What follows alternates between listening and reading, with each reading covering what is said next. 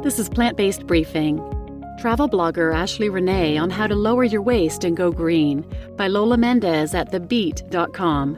And I'm your host, Marian Erickson, and this is the curated content plant-based podcast where I narrate articles with permission on a variety of plant-based and vegan topics.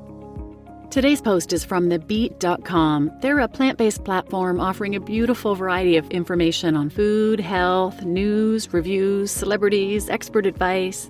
They cover everything from vegan restaurants to the latest food products that make it easier to eat plant-based to which whole foods to eat daily to get the right amount of nutrients. So now let's get to today's plant-based briefing. Travel blogger Ashley Renne on how to lower your waist and go green by Lola Mendez at thebeet.com. Ashley Renne of the green lifestyle blog Hey Ashley Renne uses her platforms to encourage others to live more sustainable lives, including going vegan and planting veggie gardens. She's also a volunteer wildlife transporter and super into smart technology. We learn something new from her every single day, from how to regrow scallions to recipes for colorful, nutritious vegan meals. She's one of the Beet's favorite Black vegan influencers to follow for inspiration. Here in an exclusive interview with The Beet, Ashley talks about how she can't live without garlic, the time a prince encouraged her to take a trip, and how she's made adjustments during the COVID-19 pandemic. She aims to show the environmental and health benefits of plant-based living. We think her advice will help encourage you on your journey to be a more ethical vegan. Here's the interview in a question and answer format. What made you go vegan? I went vegan in 2016 after accidentally following a vegan page on Instagram. At the time, I was vegetarian, but truthfully, I knew nothing about veganism. All it took was seeing one video showing the emotional pain animals endure in the dairy industry for me to take a permanent stance against animal exploitation of any kind. After that, I adopted a completely vegan lifestyle and never looked back. Eventually, I learned about the environmental and health benefits as well, so I decided to incorporate it into my sustainable lifestyle brand. Vegan living has become a major part of my life, both personally and professionally. I've committed to using my brand to advocate for the end of animal exploitation, protection of our natural environment, and improvement of our health through plant-based lifestyle changes. What do you typically eat? For breakfast, I normally eat high-protein vegan cereal from Sprouts with Ripple plant-based milk. If I'm feeling fancy, I'll make sweet potato pancakes, turmeric tofu scramble, and plant-based sausage. Lunch and dinner changes every week. Lately, to avoid going to the grocery store too much during the pandemic, I've been using Purple Carrot, a vegan ingredient delivery service. They send ingredients and recipes that my husband and I cook up. Today I had a burrito for lunch and tofu and sticky rice for dinner. What is your favorite vegan restaurant? One of the best vegan restaurants I've been to is Folia at Four Seasons in Dubai. The venture was created by Chef Matthew Kenny and His Royal Highness Prince Khalid bin Al-Walid. Fun fact, while I was in India, I posted a story about how I was thinking of stopping in Dubai on the way back to the US just to visit this restaurant. Khalid responded and said, "You should." So I did. No regrets. What is your favorite vegan meal to cook? Lately, I've been obsessed with Janae Claiborne's Sweet Potato Soul Cookbook. I cook about 2 recipes a week from it. My favorite one to cook is her lentil soup. It's so simple to make, yet bursting with flavors. What is one ingredient you can't live without? Am I the only one whose nostrils and taste buds have a strong reaction to fresh garlic? The second I get a whiff of it, my mouth instantly begins to salivate. I don't think I could live without it. Just to make sure that never happens, I began regrowing garlic bulbs from clove scraps. I have a little garlic garden now. My plan is to never run out. What advice do you have for someone who wants to go vegan? Always remember your why. Whether it's for animals, the environment, personal health, or all of the above, the incredible benefits of going vegan cannot be denied. For me, this is a way of life and a permanent stance against animal exploitation, environmental destruction, and health degradation. Focusing on my why gives me the strength to keep this up and never look back. Other than going vegan, what can people do to live a more eco-friendly, greener life?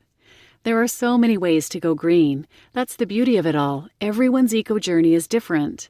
Start with small changes. The first step is to adopt a sustainable, low-waste mindset. An easy phrase to live by is reduce, reuse, recycle. Begin by reducing your consumption. Take a look at what you buy. What can you cut back on? Then, out of what you do buy, decipher what you can reuse instead of throwing away. And then, if it must be disposed of, try to buy products that are recyclable to keep as much waste as possible out of landfills. Let's take clothes, for example. You can commit to reducing your clothing consumption. If you feel your wardrobe is lacking, you can choose to reuse by renting your clothes from a rental service, including Rent the Runway or NY&C Closet. Instead of throwing old clothes away, recycle them by donating or repurposing the fabric. Tell me about your volunteer work as a wildlife rescuer. For as long as I can remember, I've always been a huge animal lover. It's why I went vegan after all. While I was working on a project last year for State Farm, I learned about an initiative they have called Neighborhood of Good. On the website, you can enter your zip code and what you care about, and they will show you a list of organizations you can volunteer with based on your location and interests. That's how I discovered Renne, the Wildlife Resources and Education Network. I joined the organization as a volunteer wildlife transporter, and it has given me so much fulfillment to help those that don't have the ability to help themselves. When people find injured wildlife but don't have the means to transport them, we travel to meet them and transport the animals to vets and rehabbers. I think it's our duty to work together with Mother Earth. Nature gives so much to us humans. We owe it to nature to do all we can to protect her. Who is your role model or inspiration? Janae Claiborne, aka Sweet Potato Soul, has been one of my biggest inspirations. She was the first Black vegan content creator I discovered. When I saw her YouTube page, it gave me the courage to proudly say out loud that I'm vegan.